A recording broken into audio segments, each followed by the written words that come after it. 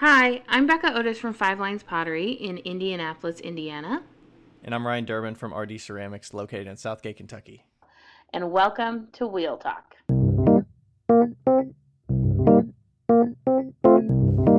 Hey guys, we've loved answering all of your questions so far. If you'd like to hear your question on the podcast, please send them to us on Instagram at Wheel Talk Podcast or by email to wheeltalkpodcast@gmail.com. Thanks. Becca Otis and Ryan Durbin are back. They were here last year, so for those of you who were here last year, they run an amazing podcast called Wheel Talk. Wheel Talk Podcast, yep. Everybody's like, Wheel Talk? No, Wheel Talk. Okay? It's up there. You can tag it, follow it, listen to it. It's amazing. They have great artists on. They talk about some of the craziest stuff. And then they get some, crappy comments and reviews. Even made a sticker out of them. Yes, we did. Shop if you want to see it. Best review ever. Very funny. So. JW17. Yep. Yep. What did it say? It said, I enjoy this podcast and the subjects talked about. However, I question advice given by Becca and her manners need a bit refined. Just like that though. It wasn't even grammatically correct. For those of you that know Becca, know that is absolutely true. Yep. That's why we love her. So they're going to be talking a little bit. Obviously, you can see her selling affairs. Podcast, you're recording it, right? Yeah. And I'm assuming you're okay taking questions. Yeah. All that fun stuff. We're going to repeat the questions though. Yes. So that we can have it in the thing. So take all the information, the notes you can. They're phenomenal. Ryan, I'm hoping will show a lot of his data from your sales and stuff that you do. I'll do some. So it's awesome. So please welcome them and enjoy. Yeah, thank you all for being here. Yeah, thank you. All right. We're not competing with another presentation today, so that's nice. Oh, yeah. Last year we had other presentations, so this is like a crowd. full house. And I think last time I Yeah. started like 30 minutes early or something. So Yeah, Nico was there. So this is and nice. so is Julianne. Yeah, thanks for coming out. Yeah, so introduction. Can you guys hear us? Are you good? Okay, so should I start? Or do you Yeah. wanna start? This is what we're going to talk about, high level. Talk about us a little bit, how we sell, different types of shows you can look into, how do you find them and apply for them. We should probably get a hands raised around the rooms first. Sure. Yeah. Okay, who here sells already at shows and art shows and stuff like that? Okay, great. Who Sweet. wants to sell and hasn't started? Okay, we got a few. Great. Full-time versus part-time. Who's full-time? Ish. Full-time-ish. About 10 or so, 15 or so hands. Part-time? Sweet. Awesome. Okay. Sweet. Yeah. Great. How many of you have listened to Wheel Talk? Hey. Okay, we'll test you. What's our third host's name? Charles. All right, those are the deep cuts. Those are the deep cuts. But he's not part of the podcast anymore because I don't live by a train. Charles, I might live down by a river soon. Charles is the train that lived adjacent to Becca's apartment, so Yeah. we called him the third host because he would chime in every now and then. Yeah. Okay. All right, so this is what we're covering, and we'll show some booth setups as well. That's always I think that'll be the most funny part of the session. And then a little bit of the episodes that are most relevant. We talk a lot about it at length on the podcast, so there's probably 20 hours worth of us talking about this kind of topic. Yeah. Because we like to, and then He we'll likes get to Q&A. I do like to. We both like shows, but that's his niche. Yes. Okay. About us. All right. There's not a lot of content on these, so it's kind of up to us to just. Yeah. There's not gonna be a lot of photos to take, but. Yeah. Sorry about that. So, you want to start? Yeah, I'll start. What do you do? So, my name is Becca Otis. I own Five Lines Pottery, and I've been doing full-time pottery since 2014. I have lived in various different places. I started out in Monroe, Washington, and owned a studio, like a 3,000 square foot studio. That's what kind of where we're at. And so I did paint your own pottery classes, and then I also did my own production. And now, and then I moved to Indianapolis in 2021 because I decided that I hated my life and owning a studio by yourself sucks. And so I became a production potter for Graves Cove Pottery, and now kind of like, that was only a short-term thing, and now I'm doing my own thing. I live in my van with my 2 cats and have a little baby kiln and a portable wheel. And, and I'm kind of just like... visiting friends across the states. Yeah. And then we're just playing it day by day right now. But not my first time in a van, not my first time living in my car. So, that's pretty much my shtick. My claim to fame is that my very first gig was with Starbucks. It was a one-time thing, and they thought I lived in Seattle, but I didn't. So that's my claim to fame. And I'm Ryan Durbin, so I've been doing pottery since I started in high school, 2007 or so, and then I've been selling since 2016. I've done it on the side the whole time. Did a minor in ceramics in college, and I majored in an IT field, so I actually still work in IT. I do website development, day-to-day, 9 to 5 kind of thing.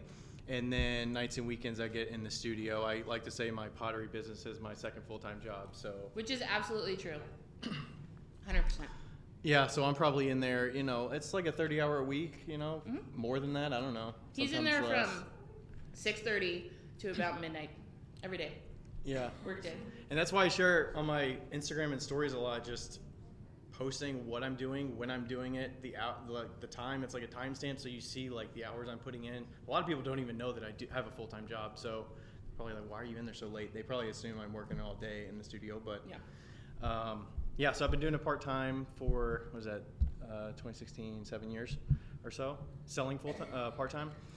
And I like to do a lot of different shows. I like to do consignment, wholesale. I like to dabble in a lot of different things just to diversify and just see what kind of sparks and what works for the business, what doesn't work, what's worth my time, what I enjoy doing, what I don't enjoy doing. And I can say no if I don't want to do it because there's plenty of other things I could be doing because I only do it on the side. I've been doing that, and I really love selling at shows, so I'm definitely excited about the topic today. And I learned about this yesterday, by the way. Figured out the topic yesterday. So if you can figure out our dynamics, that's it. And then he made the PowerPoint.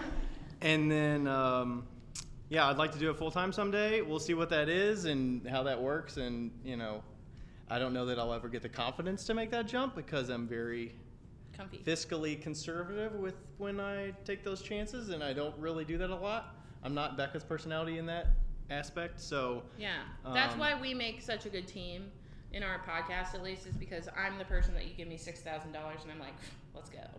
And he's the person that you give him $100,000, and he's like, not ready.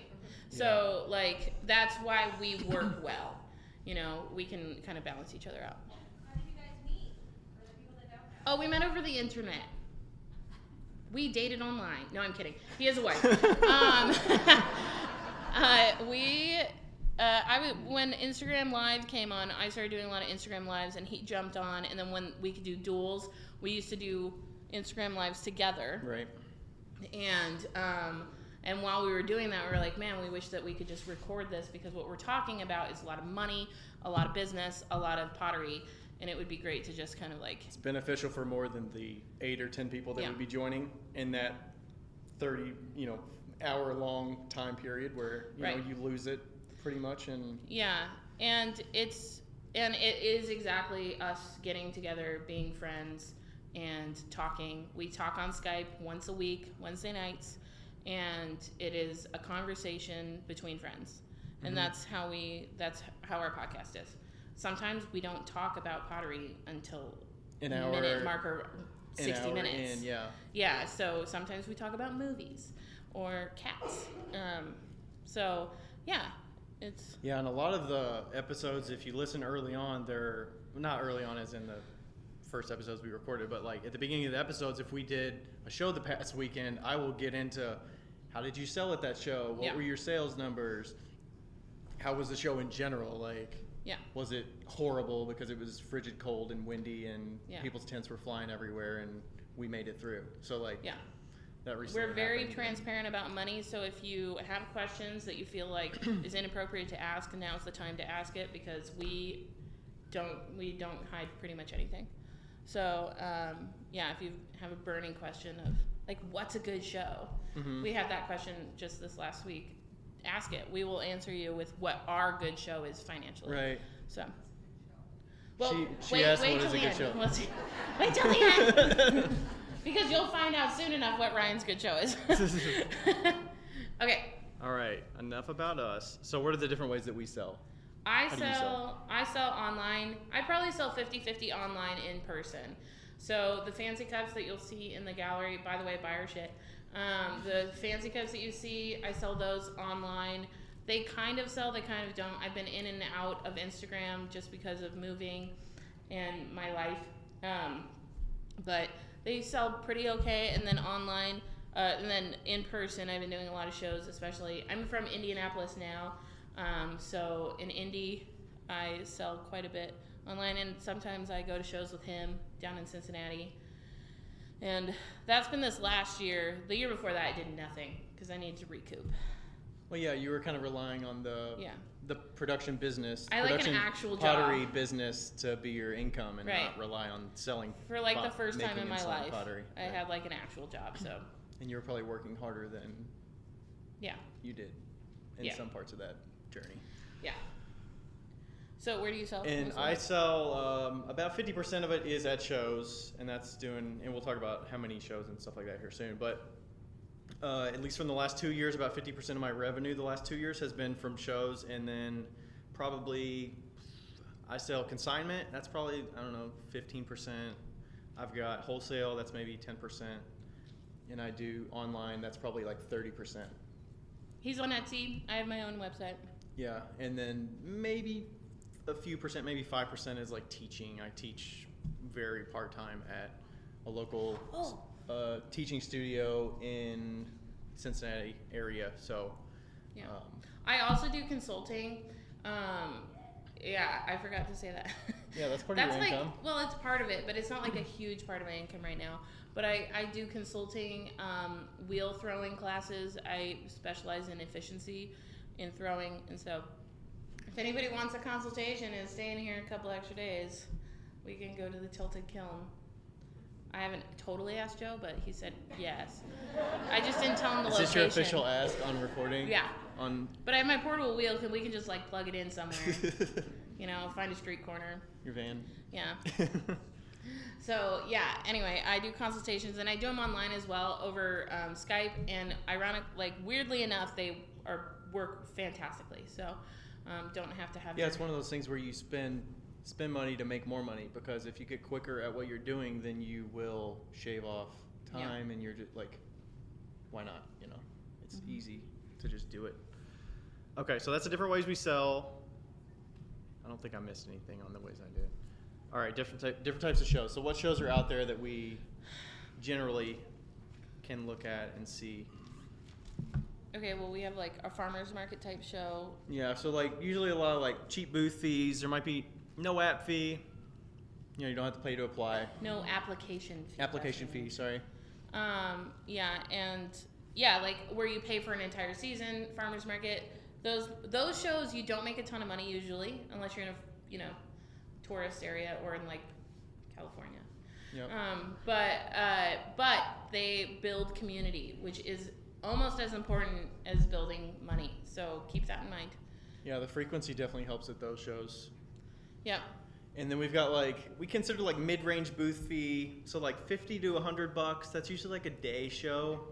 And a lot of these prices and things are built on where we are used to applying and things. I mean, You've done some in Seattle area, but not a ton of variation, I did shows in Seattle, and I think for anybody that's lived on both or in various places of the country, you can attest that the art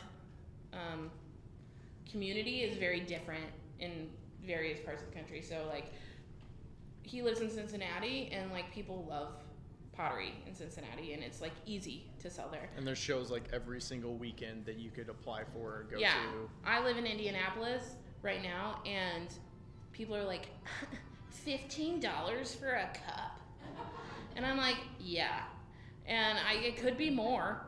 And like, you know, so that's kind of what we're looking at. And then like in Washington, they're like, you could be selling for $100 a cup, and they don't blink an eye. But you could also sell just basic bitch pottery, and they're like, no. So, you know, there's definitely different areas of the country that expect certain things for when you're going to a show. So keep that in mind. Yeah, so that'd be, I do a lot of the mid-range ones. I like to trickle in some of those, and that a lot of those are monthly in our area. They have them every month from like May to October.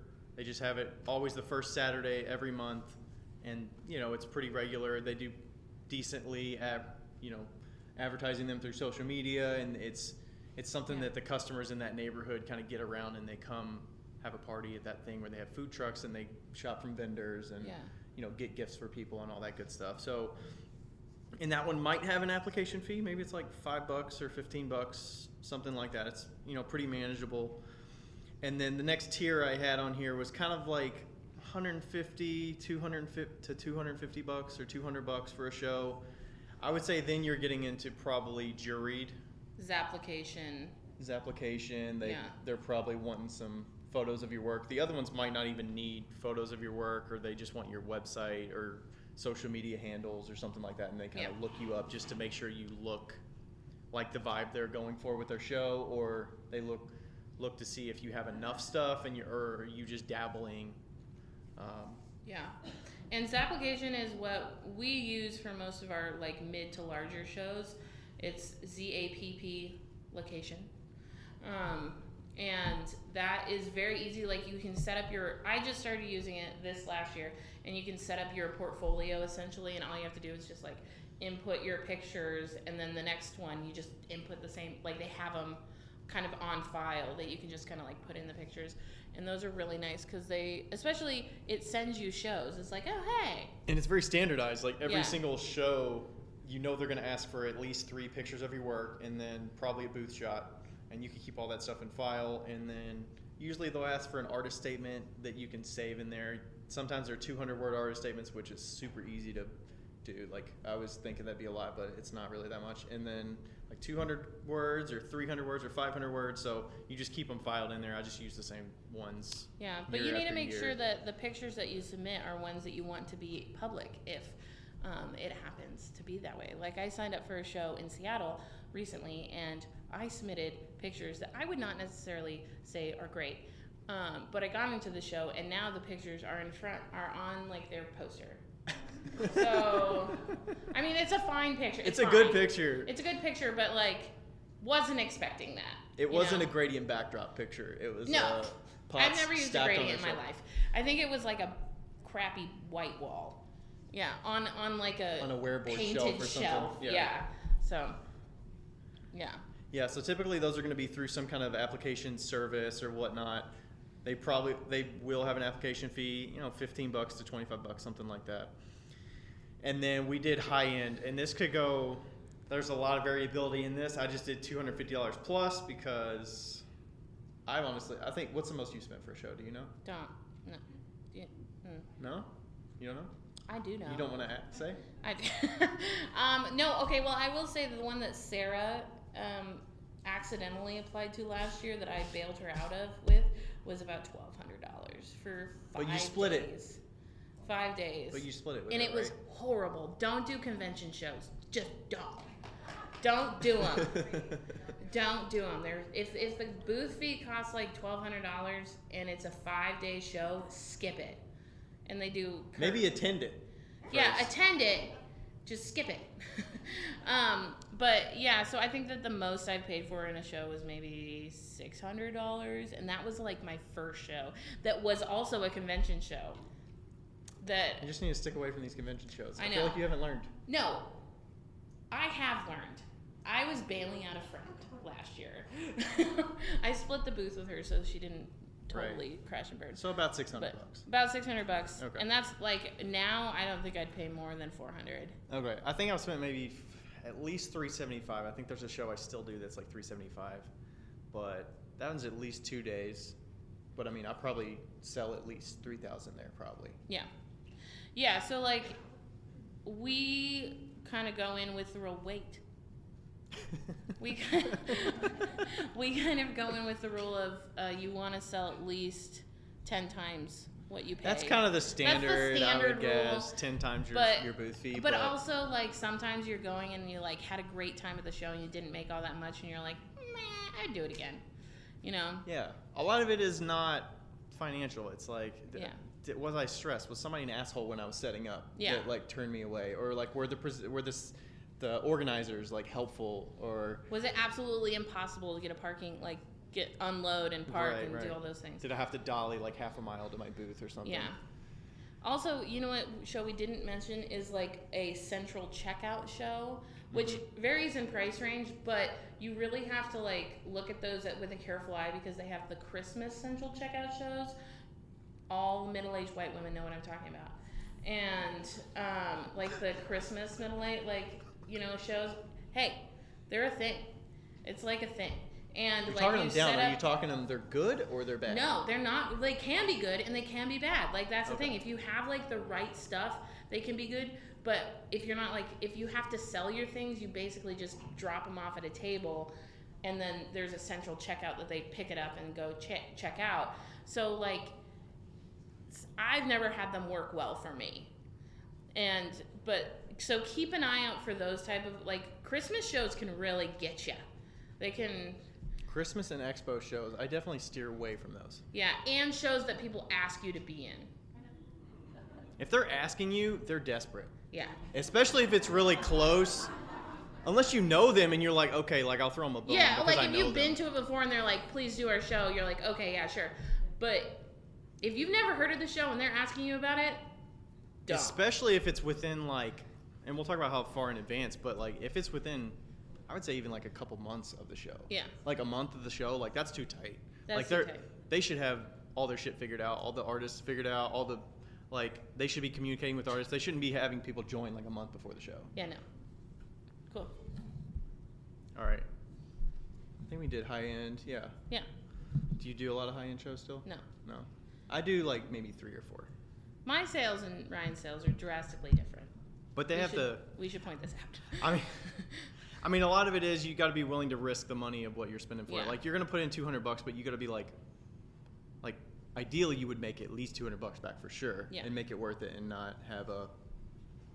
And there's a lot up the chance. You know, I would say talk to other people that do the show, see if there's a vendor list, and see, you know, if there's people in your area and kind of like what they make. If they're potters, even better. If you know them, even better. You could probably ask them and tell them, hey, if they keep doing it, like, there's probably a reason they keep doing it, right? Yeah. Especially if they're reputable and, like, you trust their business sense and, you know, they're not going to apply for something and keep doing something if it's not working. Okay, finding and applying for shows. I think we already kind of mentioned this a little bit with application. Yeah. Other than that, I would say what I was doing a while ago was using, like, Facebook events is decent, that you can look at what's coming up in your area. You could also just, I think there's, like, art fair. I feel like there's, like, an art fair. Artfestival.com or something like that. Yeah, where it lists a bunch of them. Yeah. And, like, some states have books. In Washington, when I was living in Washington, there was a book of, like, all these shows just through, like, the whole year. And it was great. You know, and I would imagine there's a few websites for that. But I think reaching out to other potters in the area or other artists in the area and seeing, you know. Yeah, I would say for me, the best list of shows that I've gotten is from people in my area that are reputable, that I trust, and I really like their stuff. And I'm like, they're running a show, a gamut of shows. They're doing like 20 a year, 30 a year, and they do it professionally. Like, I look at their website, see what shows they have coming up, and I jot down some of those shows. If they're within range of drivability, or if they're in the city, even better. Like, the least risk is something you could sleep in your own bed for. You don't have to drive and pay for lodging and all that stuff. So if you can do that, then focus on something that's less risk, closer, less expense, and you just give it a chance, see how it goes, you know? To this topic, though, there are shows that are exclusively ceramic shows, Oh yeah. and then there are shows that are mixed arts Mix, shows. yeah, different Yeah. mediums. How do you decide on that? So the question was about how do you decide between exclusive pottery only or ceramic only shows versus Yeah. all different mediums? I would say that first of all, your area has to have those type of shows, like exclusive ceramic shows. So some areas are not heavy in ceramics, so you would never find a show like that.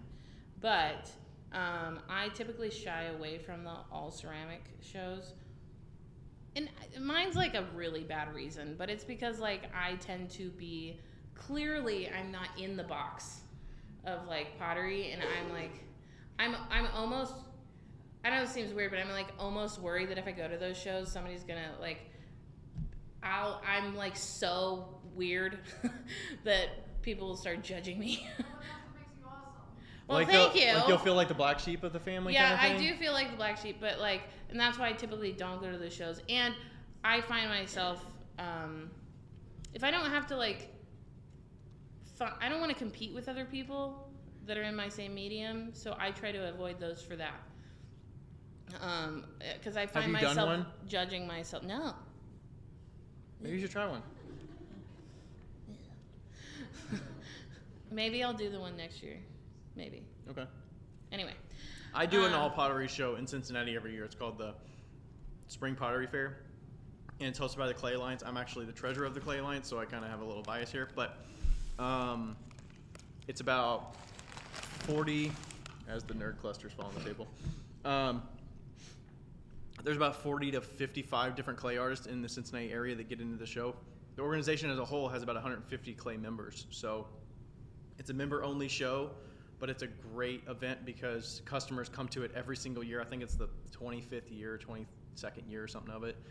So customers flock to it, and for us, that's where at a different medium show where you have very specific things and your prices may seem outrageous to people that don't buy pottery, at a show like that, if you do make something unique, customers come in looking for something unique that they don't already have. Like you might make something very specific, like an Ikebana vase or something that people don't generally get at a regular show.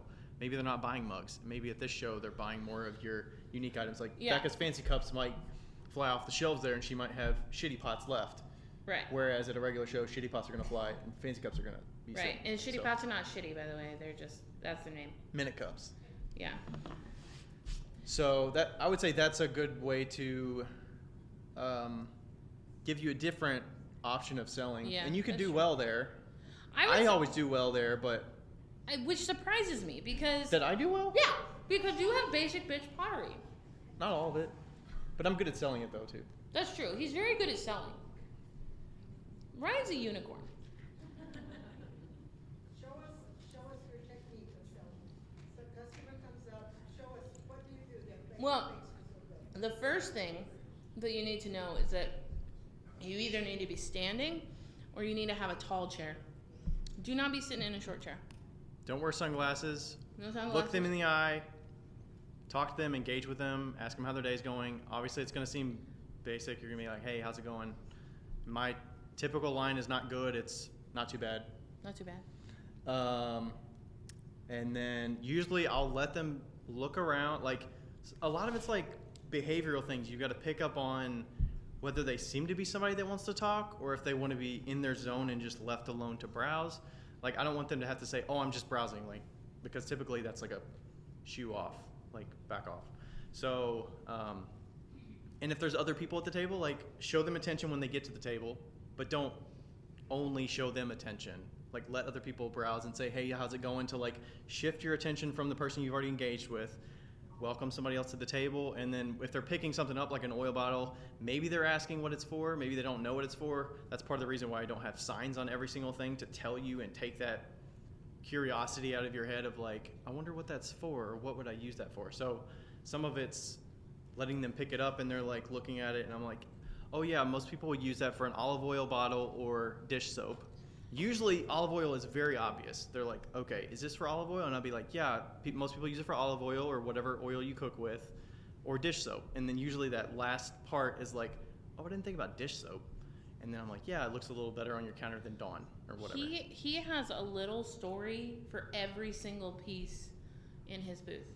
Like, just like a little snippet, you know, like, oh, spoon rests. Like, yeah, there's ones with lips and there's one without lips, depending on your preference. Like, just something small like that. And then there's all different textures, and then there's a bin that has all white clay. This bin has all white clay, so they're generally brighter colors.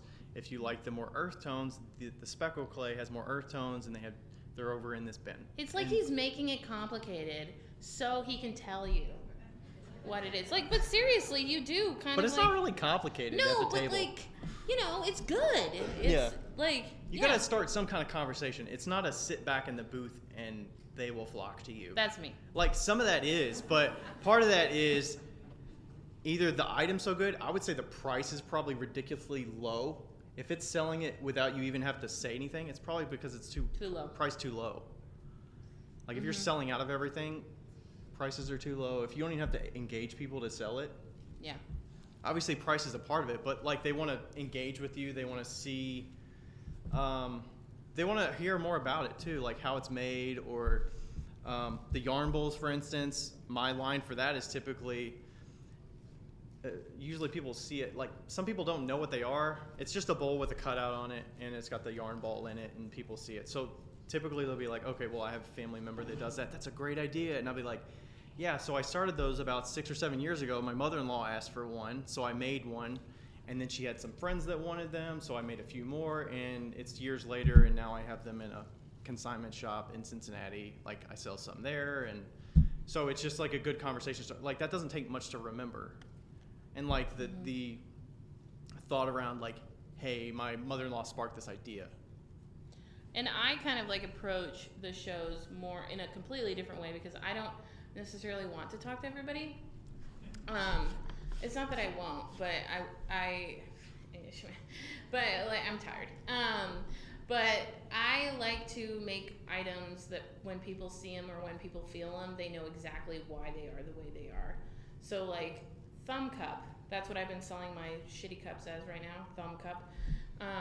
Because they're not priced at $15 right? anymore. They're $30. And you have a sign for them with the price. I have a sign that says thumb cup, and great for wine too. And so like, that way they're like, a thumb cup, and then they put their thumb in it, and they're like, wow, how did you ever think of this?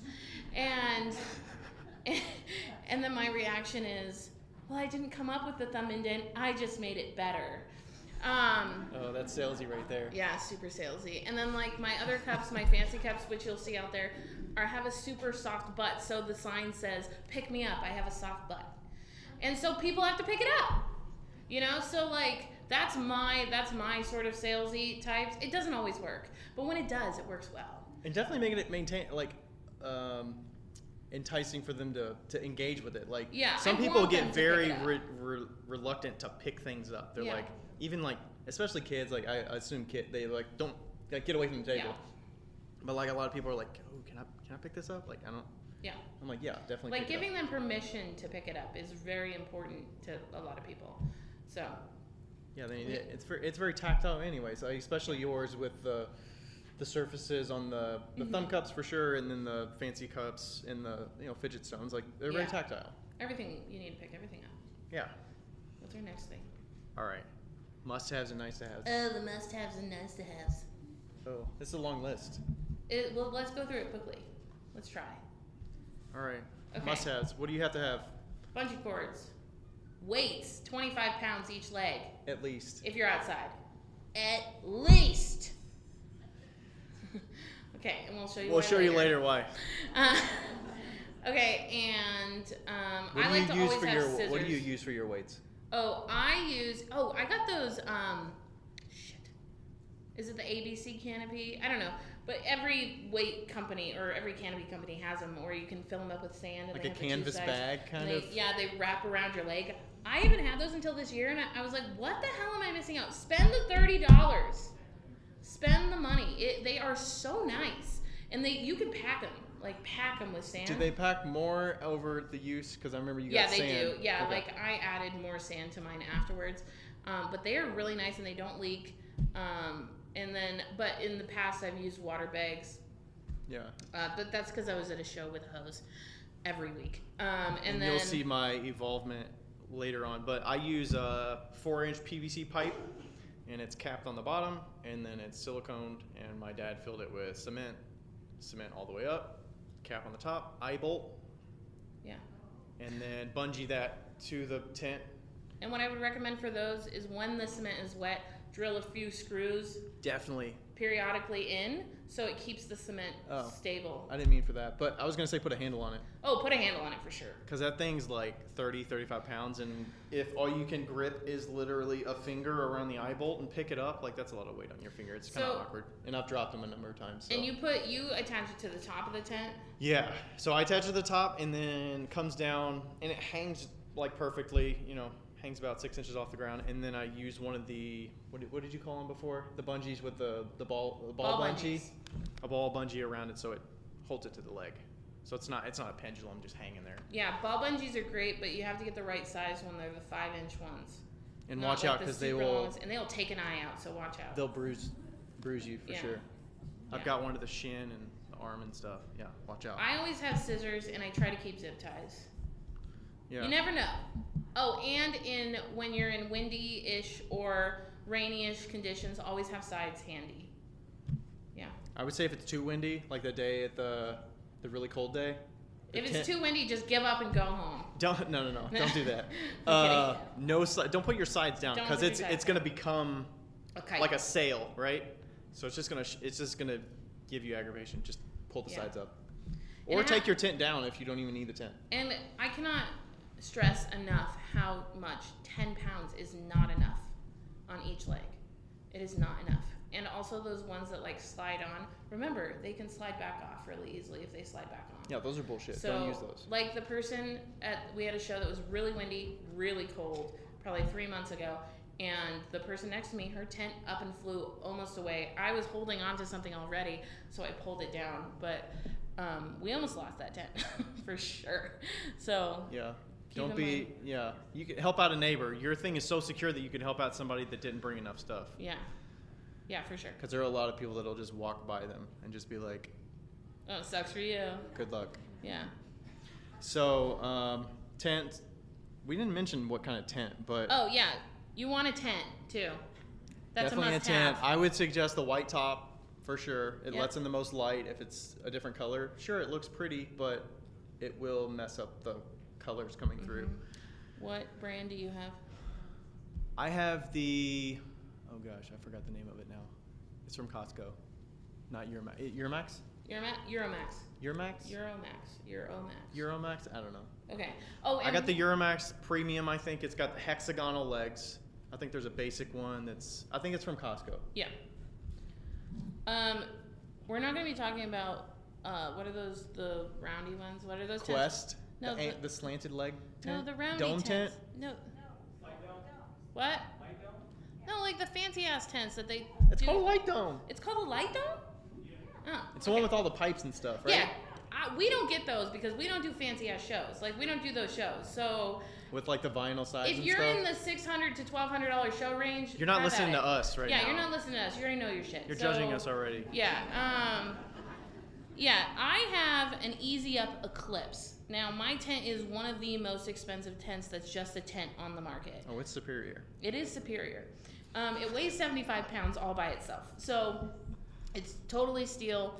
And the reason I did that was because at the time I had a hanging display. So I hung shelves onto my tent. And if I had had any other tent, it would have just completely crushed the tent. So, but you'll see the photos of that. We will see the photos of what that looks like, the hanging shelves. We will also see a photo of a crushed tent. Not this tent though. But it was $700 with the sides, I think, each, and I have two. So, but the sides are fabric. Like your flimsy sides, mine are fabric. Okay, mine are superior. Is the top and everything fabric too? The top's fabric. Okay, right. And I even got like the wrong top, and they sent me a new top for free. Easy Up's customer service is amazing. So if you do buy an Easy Up, they have cheaper tents. If you do buy an Easy Up, I recommend buying it from there. from their website and finding a coupon code for them, because I got a 20% off when I bought mine. So it was even more than $700. Probably, yeah. And you've got 2 of those tents. Yeah, but both the legs, of them were 700. But the legs, one is green and one is orange, because I gotta choose. I mean, when you spend that much, I mean, Yeah. you should be able to choose that. That's right. So it was 700 for the pair. No, 700 each. Oh shit. So Okay. I spent $1,500 on tents. Well, at the time, my whole plan was to be a lifer. Okay, I was planning on being a lifer show person in Leavenworth, Washington. How did that turn out? It did not. It did not turn out. So here we are with 2 tents, and one of them I use.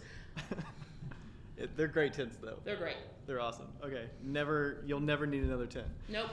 Okay, what else must-haves? We mentioned the clamps, the sidewalls, the bungee cords, scissors, dolly cart. I would say a lot of shows, it's, I would say, ideally you'd be able to drop everything off right at your tent, but that's not capable at all the shows. So, Becca swears by a cart. I use a dolly because I just like the rubber wheels. They're more like a, pumped up wheel, so it's not... Yeah. It's not like terrible on grass, and it's good on concrete and everything. So, I like the cart because it's a flat base. I have one of the ones from Uline that's like the bigger cart that's a flat base, and the wheels do come out, but it folds up, and it's pretty compact. But Costco, COSCO, has one on Amazon for $90 that folds completely flat. Like the wheels even fold in. So if you're like don't have a ton of room, have a small car, that would be the cart that I would suggest. Sarah, my studio mate, just got one, and it looks great. It's a little short, but if you don't have the space, you don't have the space. yeah. So I mean, you definitely, I used to use one that was just a really thin, fold the legs in and pull the thing up, and it's just the little foot on the bottom that folds out, and it's maybe, 10 inches or so. So you can't really carry that much stuff with it. And then I did the dolly, and that's been working pretty well. You just got to make sure to not overload it, because then you're working with things like sliding off and all that. and see, that's why I use a cart. But So yeah. you could fit everything you have on one cart, too. Yeah, I can. So she packs a little less padding. I have a bungee cord that keeps it all on. Yeah. So yeah. So dolly or cart, you might need that. Definitely cash on hand. What do you do for cash and stuff? I have a cash box that I got vintage from my grandpa, so I just have use a that. cash bag. I like a bag because I'm never at a show. God damn it! I'm never at a show with a husband or a partner of any sort. I'm always there alone. So I like a cash bag because I can shove it in my pocket and go to the bathroom. I think I'm just too trusting of people. Probably. And also I like try to box, but it just didn't work out for me. I'm more of a stick the cash in my pocket sort of person. Yeah. But a card reader, I like to have an extra if I can, because Plus your neighbor will like you if they forget theirs. yeah, for sure. Yeah, I do the dip one, so the tap or the dip. I think it's worth it. The a lot square. of them have the square swipe, but like for $50 you can get the dip one, and that's gonna last you a long time. It's the square Card chip reader. and dip It's card a reader. chip Yeah. and dip.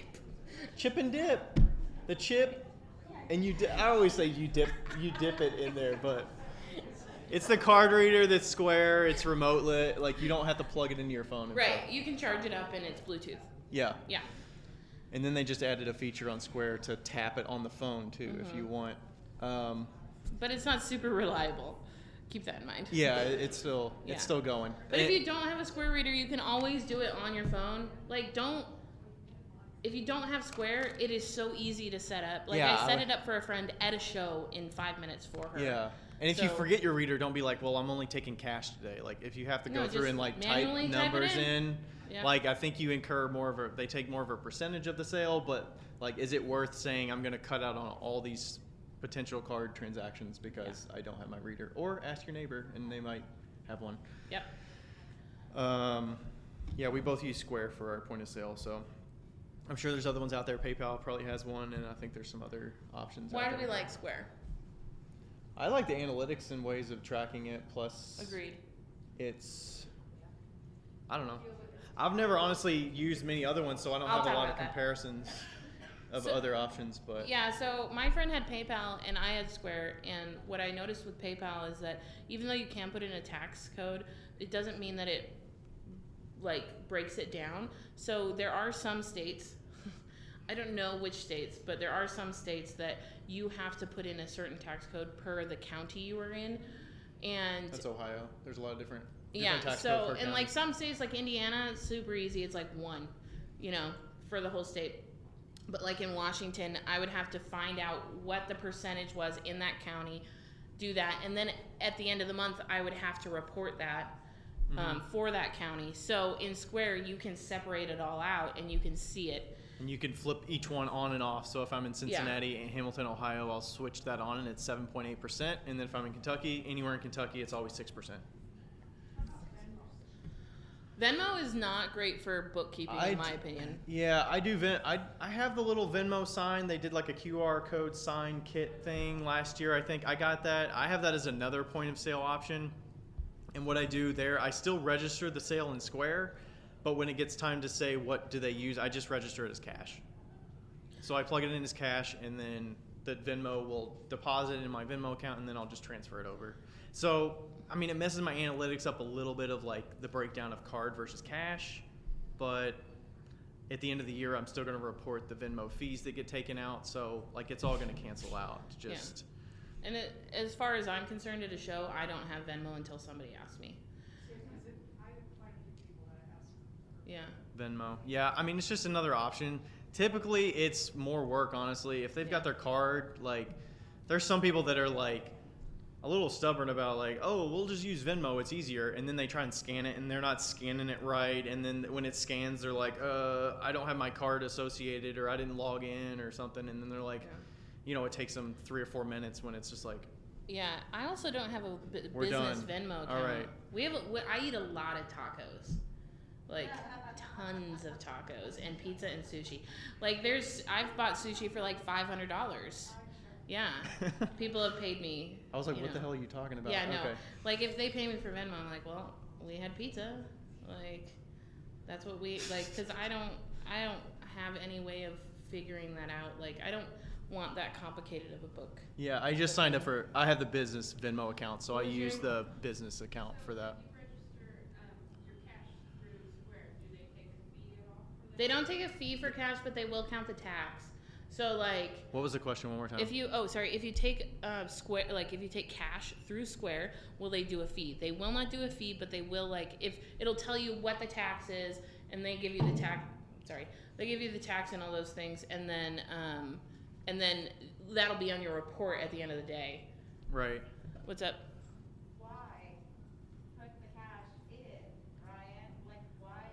Because of the government. Why not put the cash in? Because it's cash. Cash is king. Like, But why? You can still pay taxes on something. Because Ryan follows the rules. I do it mostly because I care about the analytics of knowing at the end of the year when I look at how many spoon rests I sold. I know that if I look and I see 450 spoon rests, I know that 35 of them are in this color and if I don't register cash and people are paying all those in cash, it's going to look like I don't.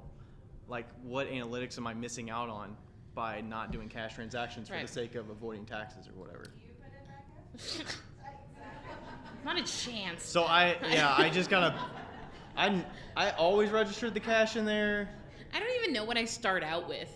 Like, maybe the first couple of years I didn't, but yeah, like normally you're like, I have $200 in cash, and then at the end you're like, I have 450, so I made 250. I'm like, I don't remember what I started with, but this is what I got. Yeah, usually when we'll talk and I'll be like, how was your show? You'll be like, well, I sold this much on Square, and then my cash might have been about, I don't know, $80 or something. Like, you don't even know. So I care about it because I want to know how I did for the show, and if I don't report that, I mean, partially if you don't report it, then you don't have analytics for it, but also, if you don't want to report it, then you don't want to pay taxes on it. Like, I think that habit for me came from owning a storefront, like a brick and mortar, and there was a restaurant right next door, and so like when you get cash, and they only took cash, so like I would just get the cash and then I'd walk over and get food, like, and so like I never counted it because it was, it just evaporated.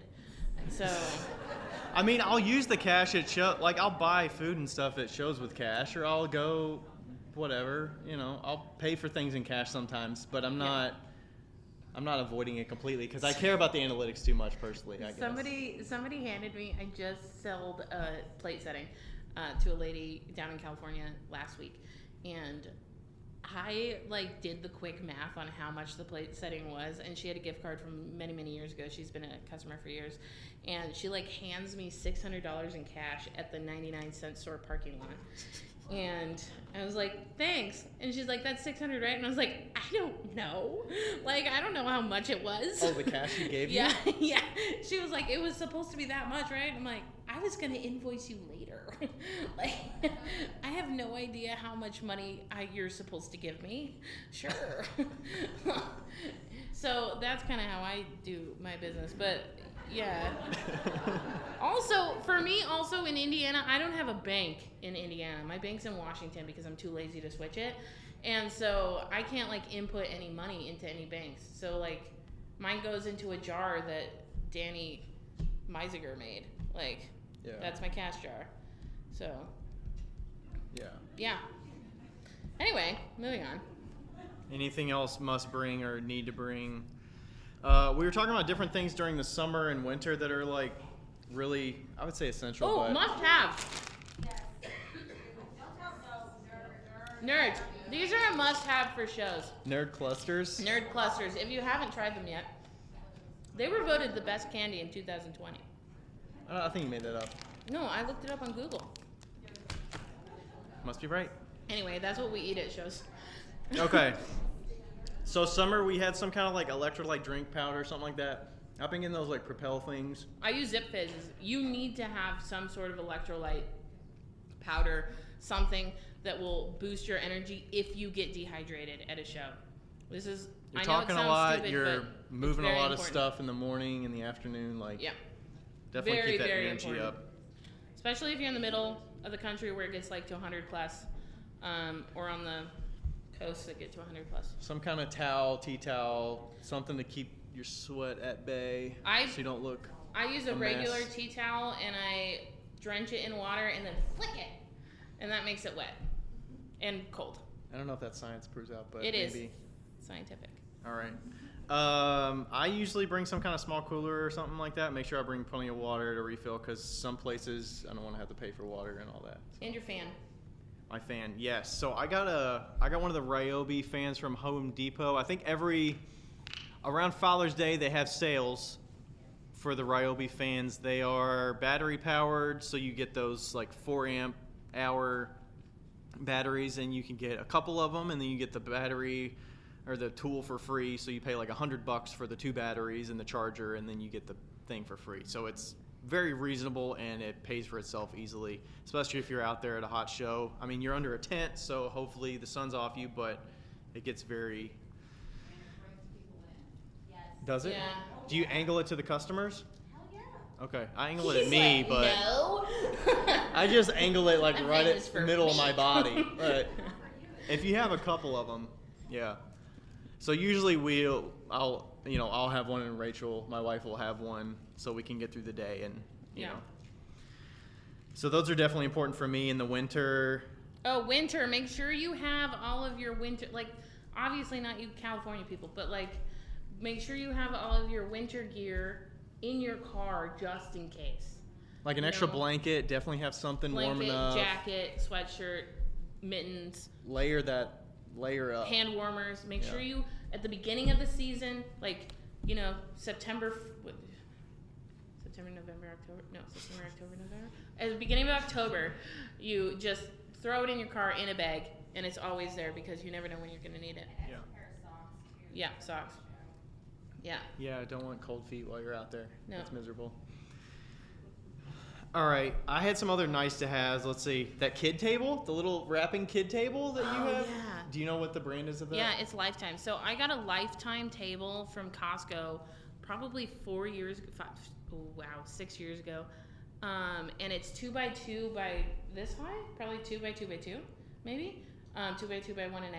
And I put my wrapping station and all my bags on it behind my table, and it's super accessible, super handy. It's super small.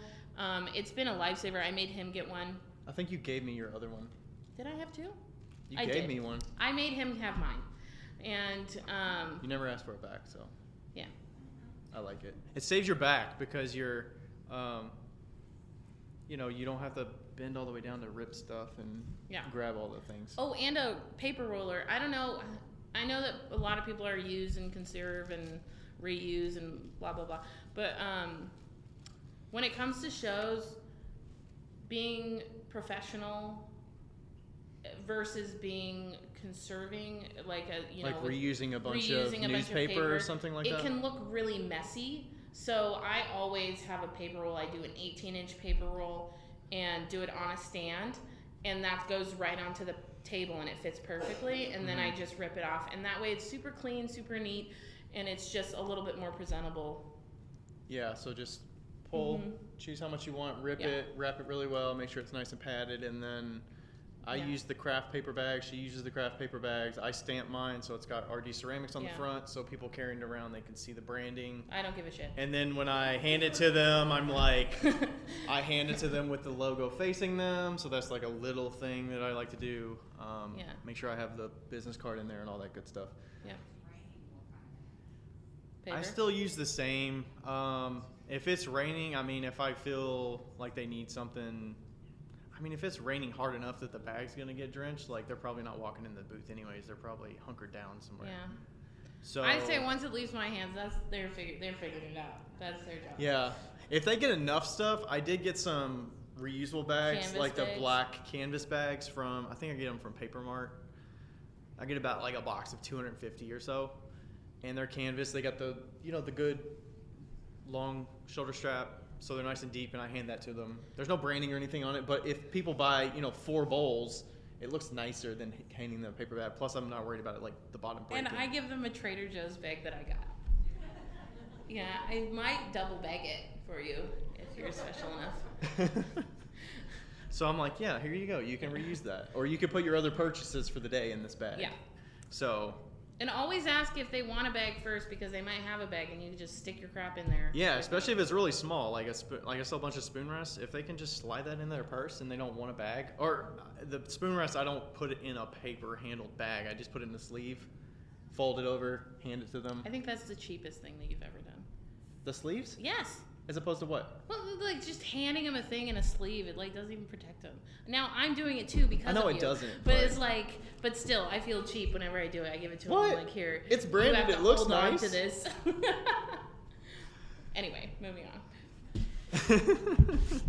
All right, I would say a lot of those were nice to haves. I don't know. I put like breath mints and sunscreen and ibuprofen and stuff like that, like little knickknacks that you can keep in your. Just think of your mom. Yeah. All right. Enough of that. Booth setups. All right. How much time do we have left? Do we know? We're at 4 right now. Did we start at 3? We still got 30 minutes? Half an hour? All right, sweet. You guys bored yet? All right, sweet. That's good to hear. Are you ready What's up? for a little pick-me-up? Insurance. What do you do for insurance? Okay, well, I have my own insurance. So business insurance can typically cover your booth if you have business insurance, depending on what type of insurance it is. But if you need to get just booth insurance, ABC insurance ACT. is what? Is it what? ACT. ACT. I thought it was ACT. ABC. No, it's ACT. Okay, anyway, ACT insurance is like Wrong $20 acronym. per day or something like that. You can get it like for a 2-day show, and you get the insurance just for that portion of the show, or you can get it per day or whatnot. But if you don't need it for a show, I don't get it. So because I already have insurance for my business, that covers whatever would happen. So. And I have a similar policy to Becca. Before, I've had the insurance for maybe 2 years, and I pay quarterly. I pay like $198 a quarter. Yeah. For that, and it covers my shows and it covers my studio. You know, if you have a home studio, your home owner's insurance technically doesn't cover that kind of stuff because it's considered business. Yeah. Maybe there's some logistics around, like it has to make a profit to become a business or whatever, but right. They were like, hey, by the way, you've got all this stuff at your house, like you need to get an insurance policy for that. So that's for that, and then that also covers my shows and things like that. Honestly, what I've found out in the past is the best insurance you can have is your friends. Like, as far as shows are concerned and like all your stuff breaking or something like that, the best insurance you can have is a good community around you. And we will talk about that in a second. Why? All right. Right? You ready to see booth setups? Yeah. All right. This is vintage RD right here. This is my first ever show in 2016. Somehow they gave me a ribbon. I think they felt sorry for me. I got third place in clay here somehow. I don't know that I've ever got a ribbon since then, honestly. No, you got a ribbon last year. I got a ribbon honorable mention, actually, in craft. Yeah. All right, so first setup. Yeah. Self-explanatory. You can see the orange top tent, not the best. You can see how dark it is in there. Yeah. Not recommend plus the slanted legs, you're actually missing a little bit of square footage. You can see I was using some buckets with pebbles to hold the legs down. And in the back, you probably can't see it quite, but there's some milk jugs with a bunch of pebbles in there holding my legs down. Nice. There might have been 15 pounds on there, but not the prettiest. 2017, hey, I got the tablecloth, got some shelving. I use those folding shelves every now and then over those couple years. And then I got the little, the little boxes with pots in them. I made the little cubbies. And then you can see we got a lot more pottery on the shelves. We got it spaced out a little more. It's a little more for the eye to kind of gaze through. 2017. And then this is Becca, 2014. Oh, yeah. What do you want to say about this one? This is my first show. This is actually 2 pictures put together too, yeah, so it's a little trippy. because I just had 2 shelves and I put them against each other. So I think that was my first show, and it was in It was my first exterior show in Leavenworth, Washington. Already skipped ahead. And this is 1 week later. So actually, this was the first show. So this is why you need to have 25 pounds on the tent legs. This right here. What did you use? I see the tent leg on the bottom corner. I had the same tent leg, I had the same weights as what Ryan has, but where I fell short is that they were a little bit too light, and I was a little bit too shy to ask for the proper stuff. So what happened was, this is a show that it happens weekly in a tourist town from May to October. And I did it for a couple, 3 or 4 years. And the first time I showed up, I had bad tent legs or tent weights. And Mary, who is the director, was like, "We need to get you more. I think we have some more." So we doubled up them in the back and doubled up in the front. But I didn't have bungee cords. So I felt, and I was too nervous to ask any of the other artists, who, by the way, would have given their left leg to help me. And I so stupid. I wrapped it around with tape 50 times, and that tape ended up cutting, and there was a huge windstorm because it was right at the bottom of a canyon. So it was we're talking 50, 60 mile an hour winds, and it comes down and picks the tent up. You can see it in the back there, the tent right there, and then the walls are still on it. What? The walls are still on it. The walls are still there, and so this was overnight, and it was Mother's Day. And I remember texting my mom, "Happy Mother's Day, all my stuff broke." But this is why I said the best insurance is your friends. When this happened, I had a friend pick up clay for me at the clay store. I had multiple friends make me food. I had a friend go take my tent to Costco, return it, and get a new tent for me. I had friends who knew how to do clay come and help me finish all of the pieces that I needed to do, and the next week I showed up with almost the same amount of pieces. And so, yes. So it was as full as what's on the left. Yeah, it was as full as what's on the left the next week. And yeah, it was a hit financially, but it's just the pieces that you have in the time, And shows what you're capable of too in a crunch. And I don't even know if I had insurance at the time, but yeah, it shows what you're capable of in a crunch. But that's why, yeah. So it's just really important, and this was my first show. Keep in mind, I got the shitty part right out of the gate. And then you learn from it very. It was so bad that one artist handed me $20, one artist handed me $60. And then another artist was like, "Please come back." Because you already signed up for the season, and you're and I didn't cry until I heard all the pots dumping in the dumpster. I lost 90% of my inventory. So yeah, so I've been through it, but that's also why when I drop a pot, I'm like, "Meh, whatever." Yeah, everybody freaks out when they hear the shatter of a pot. Imagine what that sounded like. Yeah. So, but yeah, and so now I'm very, and so now the next We're one. gonna keep going. Okay, we'll see what my tent setup became and Yeah. how supportive it was of So weight. this is 2018. I got some new vertical shelving units with the standing on the table. That's a little iffy. You know, they're pretty tall. I do strap them to the tent a little bit. Yeah, but it's if it's windy, those can topple pretty. Yeah. You can see the first mug rack here. I actually still use this mug rack. Mm-hmm. I use a couple of them nowadays, but mug rack, I still got the metal shelf. The metal shelf's a little bit of a task to set up, so you can see 2019 I phased that out. Pretty much the same 2019 as 2018 though. Phased it down a little bit. There's still a lot of pots on the shelves and all that. Yeah, so it's hanging. I'll share here soon. There's a 1/2-inch piece of conduit pipe that is bungeed to the corner, so it kind of makes a triangle in that corner, and then it's bungeed, and then there's not an eye bolt, but the little kind of like an eye bolt, but it's open on the one end. So C-hook, there you go, and it's hanging down. Yeah. Off there. So plus that adds about 40 pounds to the tent. And he has them on. He puts string around the handles, and then puts those strings on the hooks. So he doesn't have the handles directly onto the hooks because that would be dangerous. Does it swing? Yeah. It can move a little bit in the wind, yeah.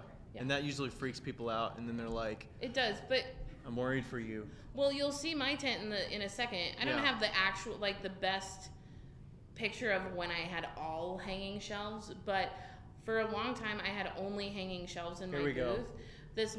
That middle shelf right there is hanging by carabiners on each side. Now remember that gravity doesn't want something hanging to tip over. So if wind hits it, it's just going to move this way. It's not going to flip. So people think it's really dangerous, but actually having something suspended in the air is actually a lot safer, especially in a windy condition. So those ladders are connected to the frame of my booth with zip ties, like 500-pound zip ties. And I would take that. These are 3-day shows every weekend, like I said, and the boards would just come out, lay flat, and then I had 6 ladders. But this is also over 2 tents. This is over 2 tents. As you can see, there's 2 different colors, so the green and the orange. So it's a 10 by 20. And you can see the far left. You can see that hanging shelf. That has all these tiny pots on it, and that shelf is made of 6x1 fence boards, the cedar fence boards that are rough. And the reason that they're rough is that if you put something on there, they're not going to slide off. So you have to keep that kind of stuff in mind, especially if you're going to do a lot of outdoor shows. What kind of materials you're using to keep things in place. Mm-hmm. So, yeah. This was my favorite tent setup for sure, 100%. Yeah, I bet that center hanging thing was pretty damn heavy with all those. It was. With all those, what do you call it, plant stakes on there? Yeah. All right, this is me in the last couple of years. So, one thing, I mean, you could see here, 2021, one thing with COVID, the booths and setups changed for sure. I still did some markets in 2020, and one of the restrictions that they had was trying to distance yourself from the customer. So I started putting tables between myself and the customer, and it actually became a positive because you can see inside the tent makes it hard. Like there's more people back to back, and there's less people that can see your stuff. And then this also, with it on the edge of the tent, they're still covered by maybe a foot or two, but it doesn't take as much commitment for them to approach your booth. They don't have to commit by walking all the way in, especially if there's people standing there. They block the view. You can't really see what you're looking at. So I really like this 2021 setup, and then you can see 2022 pretty similar. But I started, I got the 2 mug racks. I got the 2 mug racks hanging so people can look from different areas. You could fit plenty of people around there, and then I've got the vertical cubbies on 2021 still, and then I got rid of that in 2022. So everything's pretty much at that chest level or waist level. And one thing that you can't see under here is I use table risers to lift all my tables up at least 6 inches, and then those ones we have are 8. 8 inches. Okay. You can buy them on Amazon. So yeah, there's like the little bed risers is what they are. So I put the shorter ones usually under the front table, and then the side table I'll put the higher ones, or vice versa. If you want to see what they look like, I have them on my booth because we didn't have anything to cover them up. Yeah, so it's just something to elevate it so that the customer's not leaning down and reaching down. It's more like at an approachable level that's right there at their waist and their belly height, their navel. So, and then with the stacked shelving, you can see things that are very visually approachable. You can see all the different variations within that small area. Yeah, because remember, the longer they stay, the more they pay. Yes. You don't have that audio of that, do you? I used to. And there used to be an artist that I used to vend with. He was a photographer, and he used to we're talking 6 to 8K weekends every single weekend. Like, he would only vend from May to October, and that was his whole living for the entire year. And he always said, the longer they stay, the more they pay. Get them in the booth. Don't let them leave. One other thing that you could probably barely see, 2021, you see there's some spoon rests on the table, but I shifted in the last year, 2 years. I started using these little bins. So right there on the right-hand side of that front table on 2022, there's a bin there, a wooden bin, that has a bunch of spoon rests in it stacked. So people can flip through it like records or, whatever. And that's a good way for them to engage and get invested in picking something and stumbling upon something. I used to stack them 3 high on a table and just scatter them. Yeah. But once people know what they are, because they see a few on the table with a big spoon on it, they know it's a spoon rest, then they can go to the bin and find the one that they want. That introduces more of a tactile feel, even if you have small things, if you have small shot glasses, cups, bowls, anything like that, putting them in a bin for people to, not only does it register that they're not fragile when they're searching through it, but it's like, oh, I think there's more under here. And the more they touch it, the longer they stay, the more they pay. So, yeah, it works for everything. Yeah. All right, that's my most recent setups. Here's your recent ones. I think all these were from 2022, right? Yeah. So the one on the left, the larger one, was when I wasn't doing earrings yet, and that was my first show that I just kind of threw things together for. And those shelves, though, I want to talk about those shelves because those are fantastic, and I have one in there that the earrings are on in the booth when you see them tomorrow. They're origami shelves, and these ones are the knockoff ones off of Amazon. I think they were $60, $50 for the short ones, $70 for the big ones, and they fold into this wide. So I have 3 of them in my van right now. One of them's 5 feet, and then the other ones are 3 feet, and they're fantastic. And I even put them on the second show in the 2022, where the 2022 is. I have them on risers, so they are tall for the people, and then I have a board that goes across, and that's where I have all the jewelry and stuff. But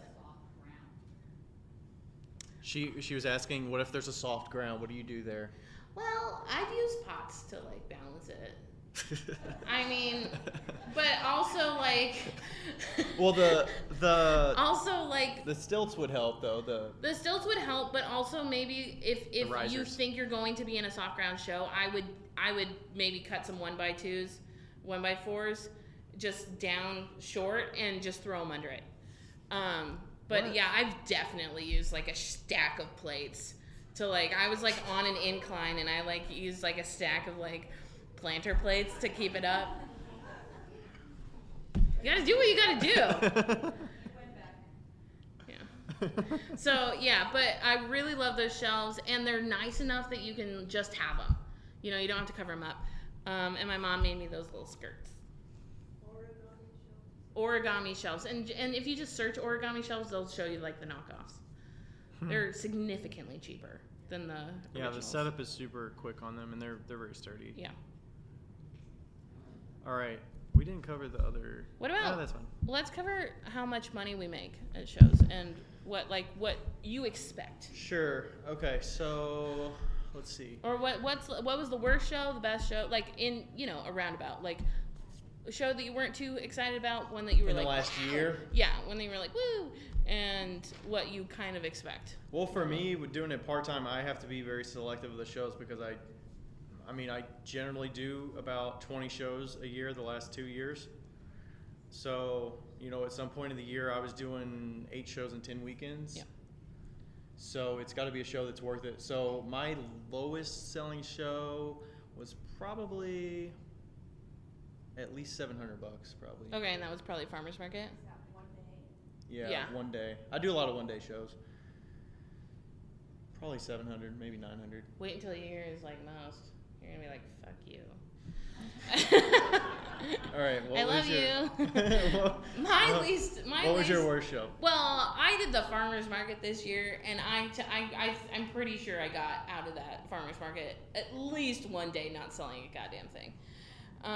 But You mean on average for the whole season? no, for like, you know, like we did it every Thursday, and I think the first couple Thursdays I made like $200. It was like $200 for the entire season. But so I didn't sell a ton, but I made so many friends and so many connections, business connections, that I wouldn't trade it for the whole world.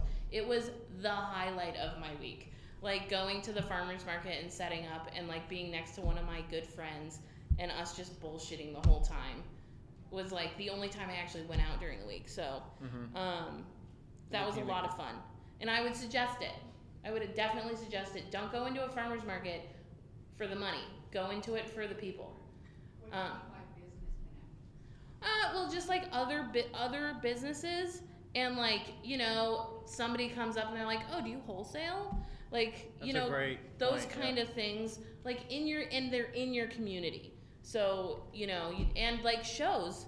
You know, I picked up a few shows out of it that I wouldn't have known otherwise. Because you were still figuring out the area too. So if Yeah. they've been selling in that Indianapolis area, you're like, you know, was it other potters too, or was it just other neutral, like other mediums that you got show advice from? It was other people. Other yeah. people, okay. And I traded like food for pots and, you know, stuff like Yeah. that. I would say that the worst show that I did, I'm sure it was like $300. Mm-hmm. Like I said, not Ryan. But I probably paid like $20. No. It was at the whiskey house. It was at the whiskey place, and I paid like we talked about $100. that. It was so bad. It was so bad. They had the door closed. Door closed. Because it was cold out? No, it wasn't even cold. I think it was hot. Oh, okay. But yeah. That was one that people were stumbling upon drinking. Mhm. Like, it was like a brewery or something, and then they Yeah. were like, oh, there's a show going on. Okay, It was so bad. let's do this. And they didn't advertise it at all. So I know you went ahead and started talking about more shows, but what about like with those beautiful shelves? Do you have any like I have never done a show before. So like, do you have any experiences with like people crashing into the shelves, stumbling into them, knocking stuff over? No. The question was, is there any experience with people crashing in or bumping into shelves while we're selling? No. No, but I mean, haven't. like, if you do a beer fest or something like that, you do need to take that into account. For sure. Yeah. But The worst, Yeah. I mean, the worst I've had is just somebody's like holding something and they're like holding it out and they tend to drop it. So usually it just drops onto a spoon rest and cracks a spoon Yeah. rest or something. Like, I haven't had anybody that just completely like blacks out and falls on a table or something Right. that crashes your entire booth. I Like, had this lady, like, when I was doing Oktoberfest in Leavenworth, they, like, knocked their thing with my backpack, and that's when I had mugs, like, hanging. And with their like purse, you said it your was with backpack. their backpack, but they knew it. They, like, saw it, and then they walked away, and I chased them down. What'd you say? It's like, hey, you broke my stuff. And I don't remember what he said, but I made him feel bad at least. All right. Okay, what was your best show this year? And how many days was it? And how many days? Yeah, like tell us what. Yeah. Okay, my best show was 3-day show at Berea Craft Festival. It was the one on the left was closest to what that show was, and I believe I sold 6,000 there. 3-day show, and I want to say that booth fee is like $150. Which is nothing. This show on the right, actually, this is my first time doing the Madison Chautauqua one in Madison, Indiana. So first experience. I know there's a lot of other potters that do it. It was definitely a really proud moment when I got into that show because I've heard a lot of good things and customers tell me about it. When customers are telling me you should do this show, like it's amazing. There's so many streets. You do perfect there. I think I did 4,500 there. Yeah. My first time. And he was surprised. He was like, wow. Yeah. That was a 2-day show. That was 2 days. And that was probably like $350 to do it. Your best and prices you ever go by items, like how many items you sell? The question was, do I judge it based on how many items I sell, whether it's good or not? For a $500 show, how many items you sell? Oh, $400 or $500 show. How many items am I selling? I don't judge it by number of items. I mean, I look at the analytics of what sells, so I'm pretty happy. You know, this show, the Berea one, I probably sold 60 spoon rests at $15 a piece. How much inventory are you taking? A lot. Yeah, it's a 3-day show, so I'm probably bringing, and we. 1,000 items or? No, it's probably Like 500. 400 or 500. Yeah. Like, especially spoon rests are very compact. And the mugs he has in these, like, big bins. Do you double the mugs or do you single?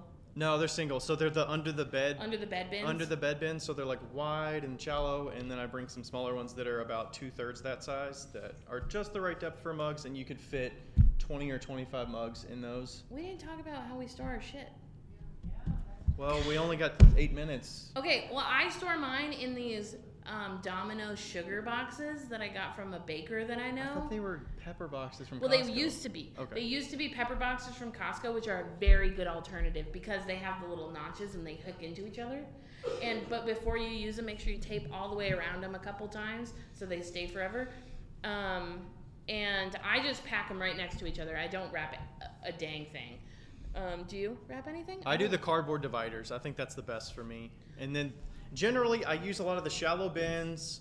You know, Rubbermaid containers. I don't know, what are they, like a 1.5 feet by maybe 18 inches by 2 feet, something like that. They're very manageable, and then you could stack them. I think I'm gonna switch to Rubbermaid soon because I'm living in the van now, so it's like you gotta makes more sense. Yeah. Yeah. So I use that, and you know, you can fit mugs in there. I use that for my oil bottles that stand vertically inside a bin that are, you know, a little bit deeper than those, but they're similar, and the cardboard dividers are perfect for that. Yeah, and for my earrings, which a lot of you guys won't relate to, but I use those bead dividers almost, and you'll see them out there because, by the way, if you guys buy earrings, you have to there's a whole process, so make sure you read the instructions, please. Anyway, and then I got, I just put them in that, and then I put the earring displays that I have in sleeves with the stuff already on them, and then just stack them up on top of each other. My best show was $4,000 this year. Is that the one we did together? No. Oh, okay. Sweet. It was the one in Bloomington, and it was this was one of those shows that I don't know, Bloomington's one of those hikey towns, the hiking Bloomington, pottery Indiana. towns. Bloomington, Indiana. It's very hipster, San Luis Obispo, Bellingham vibe, if any of you know that kind of stuff. And I was not expecting anything, and it ended up selling $4,000 in 2 days, and I was blown away. Mm-hmm. Yeah. And then Becca and I had a good show together at the Cincinnati Coffee Festival. She was like, earrings are not yeah, I sold earrings at a coffee festival and wine glasses. I didn't sell a single thing with a handle. Yeah, so we each had an 8-foot table. She was the front side of the L. I was the side of the L. People were coming around, and I think I sold was it 4,000? 42, and I sold 31, I think. So between the two of us, we did about 7. So we're going back do again coffee this year. festivals. If you guys are mug makers, find She yourself doesn't some even coffee make festivals. a mug. She didn't have any mugs. I didn't sell a single thing with a handle on it, which was, I felt incredible. You sold you sold some fancy cups and a lot of earrings. Yeah. Yeah. And also, if you are not a super seller, he has these things. I got a $200 sale just by saying I really like your pants to some guy. So compliments do not go unnoticed. Let's keep that clear. I support that. Yes. Yeah. Just don't be creepy about it. Yeah. All right. There's a lot of episode things up here. We talk about it a ton. We have 4 minutes. Do we want to do questions? Yeah. We answered a few questions, but. Yeah, so Q&A. Here's all our contact info. And then if you want to get all analytical with me, you can reach out to me about my bookkeeping stuff. What's up? What's so bad about the Christmas shows in convention? She was asking what's so bad about the Christmas shows yeah. and the expos. And the expos, well, the expos are traditionally for bigger companies that have one product to sell, or like huge booths with a ton of like perfumes and like smaller price, multiple like volume. Yeah, like volume things, and you can get lost in those shows. Like a lot of just artists can get really lost and looked over. They're also kind of like tchotchke type of shows too. So if you have anything higher priced, they're not like, you'll still make money, but it's not like you may not make what you want. Or there could be a lot of people that do like holiday decor, and they do woodcraft, and then they paint them, and it's very seasonal Signs related and stuff like that. Yeah. And for Christmas shows, same type of thing. What I've found is that, well, for me, I'm not great at decorating for Christmas, but at Christmas shows, people are looking for Christmas decorations a lot. And so I find that you're competing with that like Christmas decoration decor stuff. And so they might be looking for gifts, but it might be more towards a Christmas theme. Yeah. But like, I don't even, for the Christmas shows, that West Side Market one that we did, I didn't even, like, some people doll their booth up and make it look all Christmas. Like, I didn't put a tree or anything out. Like, I would say like exterior Christmas shows are fine. But interior Christmas shows are the ones that I tend to avoid. Like the black curtain dividers, black drop, like, those. I've done some of those, and you literally have a split second to grab their attention because there's curtain dividers between every booth. Hopefully it's a low divider so you can be seen over it. But yeah. Also, one thing to note, if you have tactile items, which most of us do, but like what I'm talking about is like they have to feel it to understand what it is. Like my thumb cups, you have to put your thumb in it to feel it. Don't do an outside show in the winter. Just don't do it, because nobody's gonna take their gloves off. Or they're holding a coffee or something that's keeping them warm. So keep that in mind. I did not think of that. And then the earrings too. Same with the earrings. Like they were not like willing to pick things up and stuff. So keep that in mind when you're applying for shows at certain times, because like you wouldn't even think of that. I wouldn't think of that. Like you did fine. You did like $1,200 of that show, and I made like $400. That became a good show because I've done that show like 4 or 5 times. So repeat customers made up more than half of those sales. Yeah. That's why I did good. Yeah. Coffee convention thingy that you did though, I mean, that kind of goes against the norm, right? Because it's indoor and it's at a convention center. It was a small. It was in a center. music hall, like wedding venue kind of. We're talking like 40 vendors as opposed to like 500 vendors. And you're also not competing with many other makers. It's all a bunch of coffee sellers. Yeah, I think that would be your only like exception, is to be in a niche category like coffee, where mugs work. Yeah, there were literally 3 people that handmade pottery there. Yeah, we killed it. Yeah. We killed it. All right. Any other questions? What's up? All right, there's a question about where we fire our kilns. Oh, me. Becca. Oh, okay. I just bum off of other people's electricity. So like. But you have that kiln. The kiln that you have runs off 120 volt, right? It's a 120 volt kiln, so it's very tiny and it can just plug into a regular plug. So I was at my friend's house recently and I just put it on her back porch and we just fired it up around the 5 to 9 p.m. double the price, like California thing. But like, fired it up at night and then fired it up in the morning. It takes about 4 hours to fire. So, yeah. But we'll see. I mean, I'm not gonna like hook it up to solar, and I don't think. Rely on that for or your battery power station. What's up? With you working in your van, I know you make a lot of stuff very quickly. How are you scaling in your van? Are you still making production stuff? So, I will be making. What was the question? Oh, sorry. I'm sorry.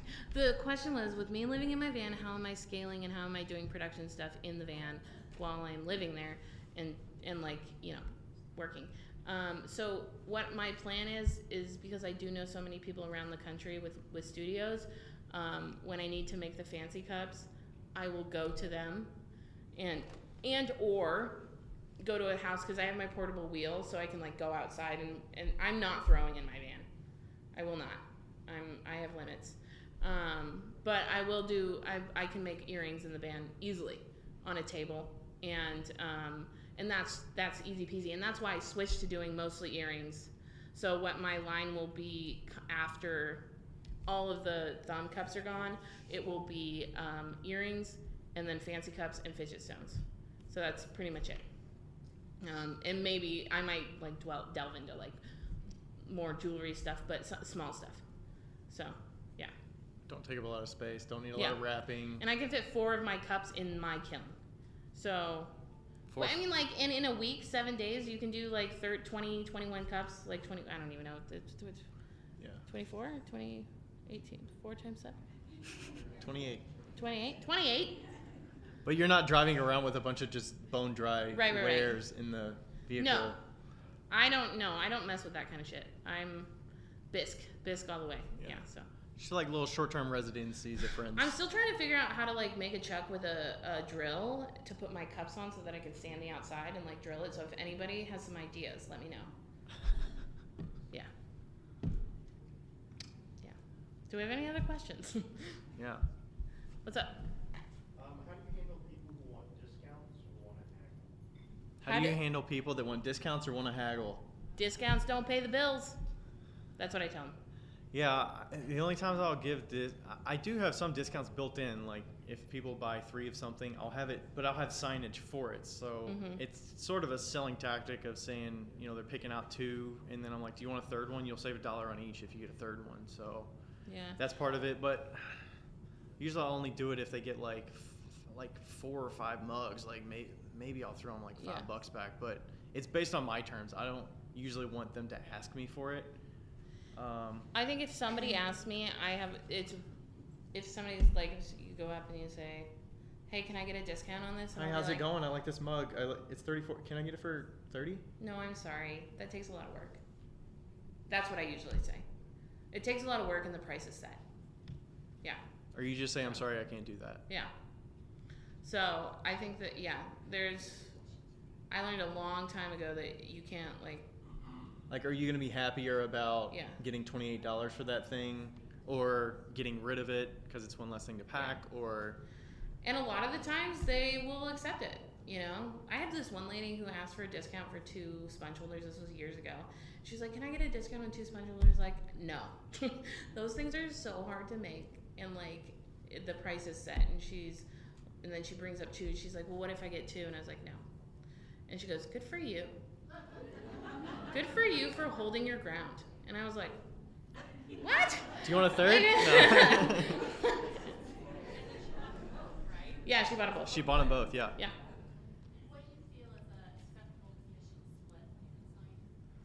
What do you feel is an acceptable commission split when you consign? So for me, luckily I make a lot of inventory, so I have it to spare, but the consignment split that I have for most of them is 60-40. Some of them, you might get it a little less, like 70-30. I will not do a 50-50 consign. That's not worth it. I would much rather sell it wholesale, get the money off, make it all, hand it to them, get 50%. We're done. Yeah. Hopefully continue, with another, wholesale down the road. But commission, 60-40. And I'm having less time, like keeping up with the stock for my shows is first priority. Like if they're asking for something, even if they're like, some people like my sgraffito work and they'd love to consign it, and I say, I'm sorry, I can't consign that. I can't make enough profit on that to make it worth my while, so I can't do that. So don't feel like you have to abide by what they're asking for because you want to be willing to commit to doing something and selling things with them that you're comfortable making a lot of efficiently, that you're going to make decent money on, that you're happy with giving them 40% of it when it sells. And you're not in a rush to get it. I mean, usually those checks trickle in. I mean, I still get checks for like $50 randomly. I mean, I've consigned with shops for like 5 years. I mean, I really hit the consignment hard and reached out to shops in 2017, 2018, and some of most of those I'm still consigning with. It's just we've settled on which forms and which things sell well there, and I deliver them when I can. I think it's also acceptable to, when you do consign with them, say, hey, every year do you want to have a meeting and go over what we have left, see, what's working, what's not, and that way you can kind of have a better look at what's going forward, but also you can take away some of those things that like the things you made a year ago and you're like, why did I make that? Some stores still, like there's one that I consigned with from 2017, I think, and they still have some of the original things. They don't want to give them back to me just yet. And sometimes they'll trickle in. I feel bad because they're so old, but the way the supply demand and the pricing, some of those pieces are $18, whereas now if it's a bowl, obviously it looks way different, but it's like $26. So naturally you hope that the price is going to incentivize people to buy it so it gets it off the shelves. But they don't generally give me work back unless it's a shop that's like, you know what, we need to like recycle it a little bit and get some new stuff in here. Do you maintain the shelving and the design of where it sits in that store? How does that work? Okay, so the question was, do you maintain the shelving and design and how they kind of display it in the store? I don't. Generally, it's like you get an agreement with how they... I've been wondering that too. Like how they do it. I've been thinking about selling earrings in stores, and I'm like, do I like give them the thing or do I not? Do I give them a display or?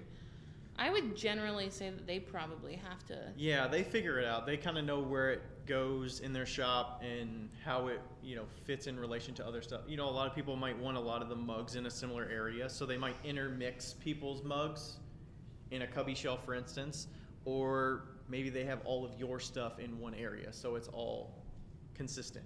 But do you make sure that they don't use, like, your bowls for somebody else's products?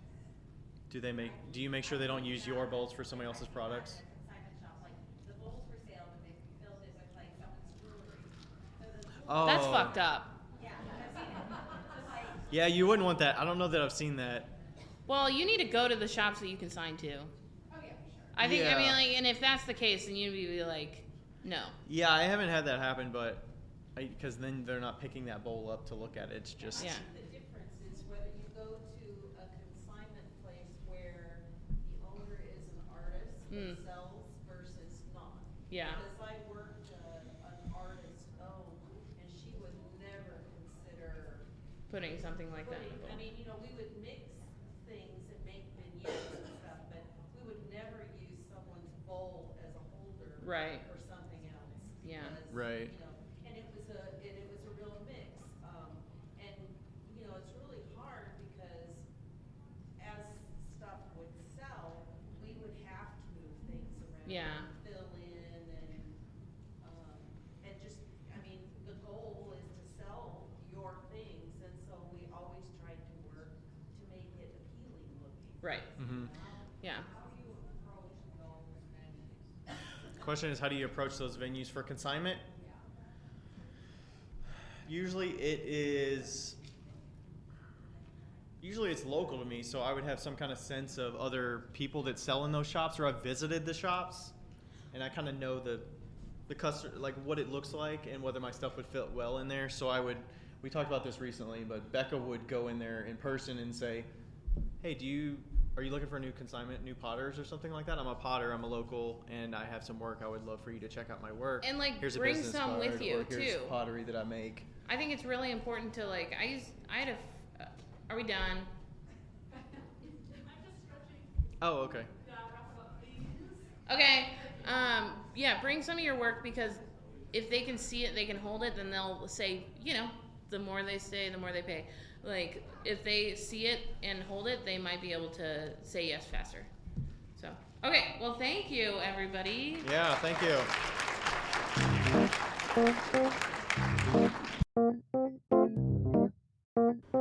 Yo, higgity, yo. It's Becca here. Hey, just so you know, thank you for listening. And also, we have... What do we have again?